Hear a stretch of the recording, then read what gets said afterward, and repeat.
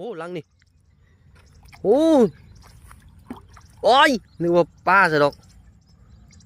เฮ้ยพูดพูดโอ้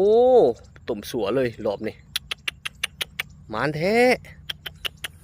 นกเป็ดนี่นกเป็ดนี่3 ตัวนี่นกเป็ดนี่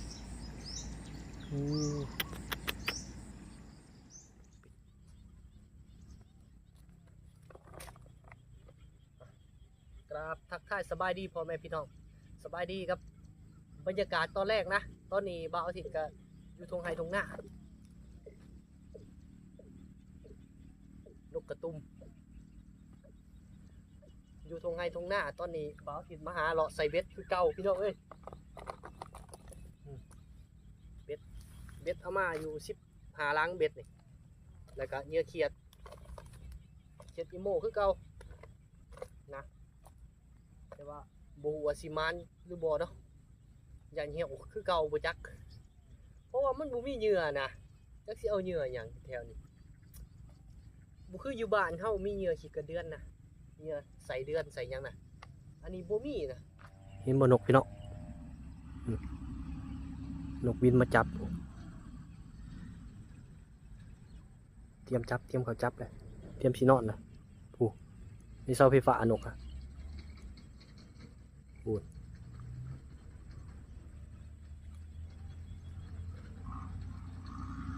เอาช้อนนี่เนาะพูดเต็มพูดง่อยตุปูโปอยู่พูดมีทั้งนกน้อยนกใหญ่เด้พูดจับนะแม่ลีลาเพิ่นเนี่ยเพิ่นเฮ็ดคือบ่อยากจับนี่ออมไปออกมาในที่สุดก็ลงจับคือเก่าโอ้มีแต่นกเป็นตัวใดตู้100-200พุ่นแล้วเบิ่งส่งถ้าบ่กลัวนะเจ้าน้อยบินใหม่อ่ะมาเข้าเรื่องเข้าต่อบัดนี้นี่เรื่องเข้าก็คือนี่แหละเขาเจ้าเป่งนำคล้องเขาเจ้าอันนี้คล้องใหม่เกยคล้องขึ้นใหม่เป่งนำคล้องออกนะในช่วงว่านวันซื่อนี่ฝนตกหลายมือนี่เขาเจ้าเลยเป่งคล้องเบิ่งส่งนี่เขาเจ้าเป่งวางบุเฮงคือสิเมนวางเสานะเขาเจ้าเกยคล้องเกยยังให้มันเป็นในแห่นาก็ยังคักอยู่นำไซดีอยู่แต่ในคลองนำยาคุณก็สีใสเนาะมือนี่มาใส่เบ็ดโดยเฉพาะมือนี่เป็นยังไงพี่น้องเอ้ยมันหรือโบมันเนาะยาวไปเลยผู้แล้วก็มีคลองหน่อยๆนี่สิลองใส่เบิ้งใส่กลับไปอีกผู้ขามผากทางผากนั้นอีกไปใส่จังหน่อยเบ็ด15 ลังสีใส่เอาเต็มที่เบิ้งมันสิเบิดบ่หรือบ่เบิดเนาะถือว่ามันสิคำก่อนนี่โอ้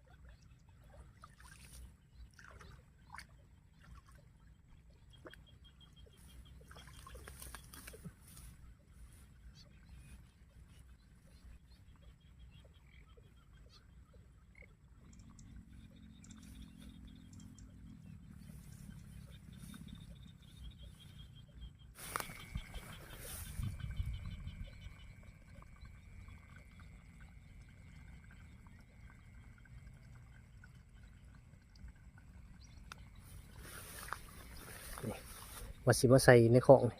แต่ว่าเบ็ดเบิดก่อนเบ็ดปลายผมบ่ได้เอามาจะไปใส่เท่าเกิงกลางพุ่นละคลองนี่เป็นตาอยู่มันมืดดีทึบดี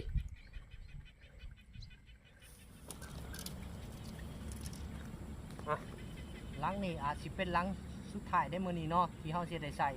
เพราะว่าเหยื่อเฮาไปเบิดเหยื่อเขียดไปเบิดลืมอัดผาเลยบ่พอฮักก็ใส่เบ็ดได้7ลังโอ้ยลังที่8นี่แล้วได้จะ8ลังมื้อนี้ใส่นี่แหละนี่คลองน้ำคอนแหละลังนี่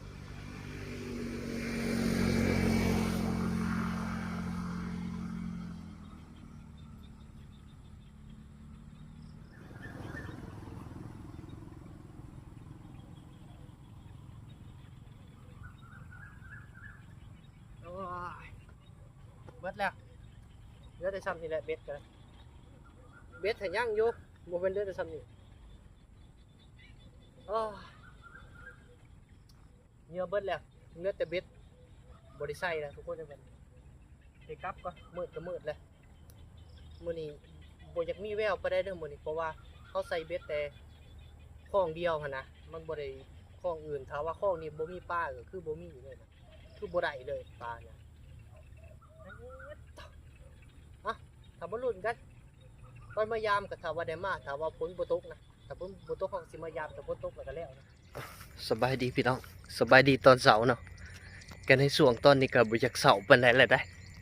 ประมาณ6:30เลยแดดออกพูโอ้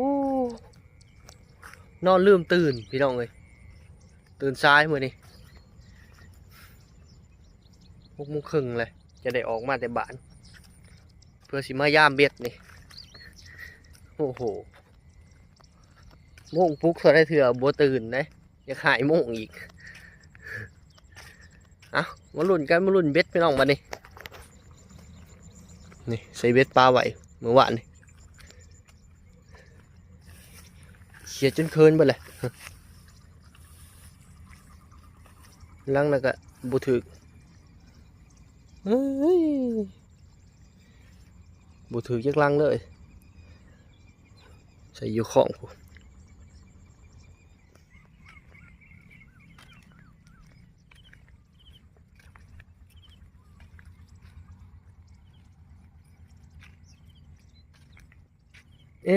นำคืนหลังนี่คิดว่าไปสิถือซะแล้วนำลดลงเบ็ดเลยคืนนำ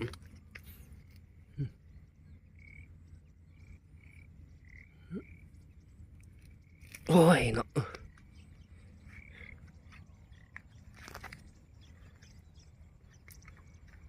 ต่อมา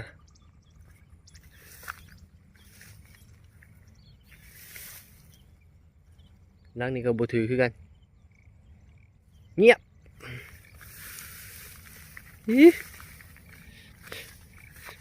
เป็นตาถือจักกระดอกบางที่ผู้แต่ก็บ่ถือเนาะ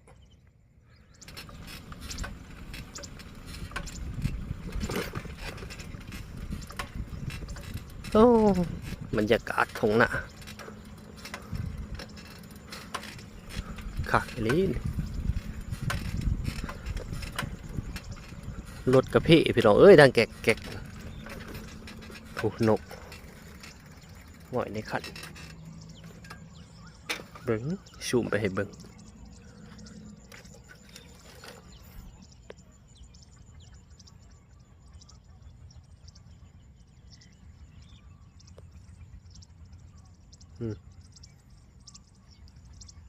นก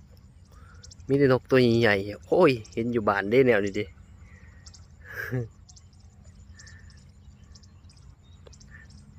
มาเข้าสู่โหมดยามเบ็ดต่อโอ้ลังนี่โอ้ยนึกว่าป้าซะดอกเฮ้ยพูดโอ้ตุ่มสัวเลยรอบนี่มานแท้อุ้ยไล่อาลาดเลย เอ้ยมานพูดเลยลังนี่บ่ได้พยายามลังใหม่ก่อนอุ้ย มันแล้วนะปลาดีก่อนตัวนี้ โอ้เจอเด้อบ่เจอเนาะเจองูเจอได้เบ็ดนี่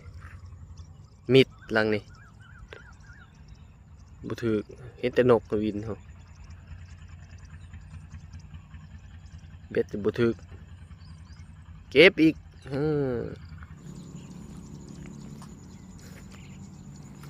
โง่หลังนี่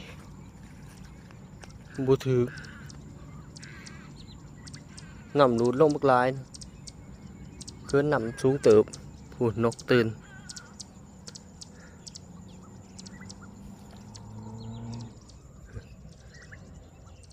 ปลามีแต่ว่ามันบ่กินเบ็ดบ่กินเหยื่อเขา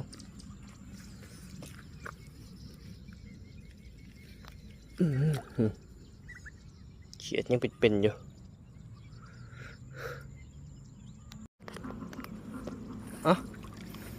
เอาคืนก่อนมานี่โอ้ยปลดเอาก่อนโอ้เห็นเมนูได้ดีพี่น้องปิ้งบ่ปิ้งลอกนั่งปิ้งบ่หรือว่าต้มสัวโอ้เนาะคักอยู่เด้ท้องลายลางๆอยู่ว้ายยอดไปโอ้เบ็ดกุ้งเขียนยังบ่ตายอยู่หลังนี้เคินนำเลยนำบกปลา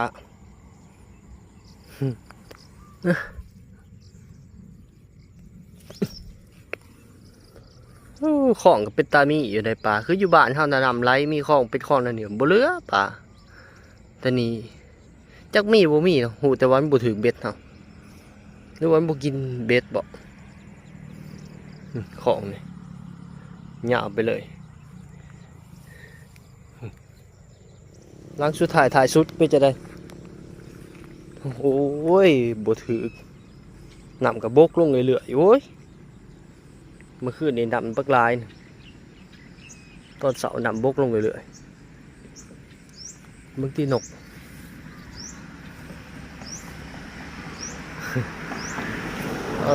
นกอันนี้เนาะอดซ้อนมันซื่อๆบ่ได้กินดอก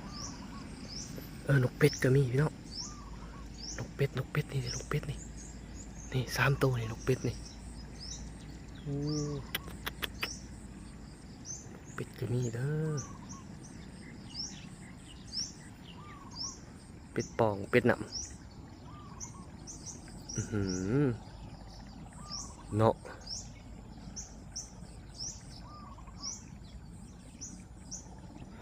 นกเป็ดโอ้ยสอนเด้3 ตัวนี่บ่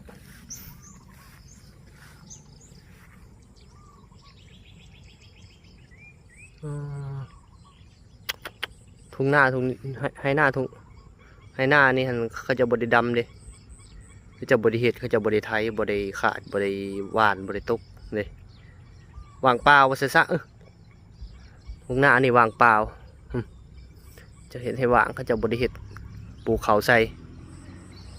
นกเป็ดบินไปเลย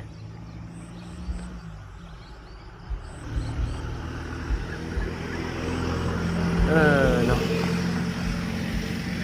ติดกับถนนเลยนี่ติดกับถนนนี่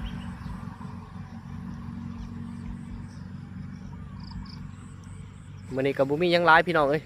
โบมานมื้อนี้จำแจวมื้อนี้โอ้ยโบมานสับกลับก่อนมาในซอยละกลับไปเห็นของเห็นงานก่อนอาบน้ำเห็นงานก่อนใช่แน่แต่เขางานสวยๆเนี่ยจะหน่อยเขางานกับ8 โมงปลายนะเก็บเบ็ดเก็บยังกับเมื่อก่อนงูกับปล่อยขึ้นละบกาเอาดอกงูกันเลยบอกไปซื่อๆขอบใจที่ท่านที่ตามรับชมมาแต่ต้นจนจบเอามาพอกันใหม่วิดีโอต่อไปทุกคนสำหรับวิดีโอนี้บ่าวอาทิตย์ขอกล่าวคำว่าสบายดี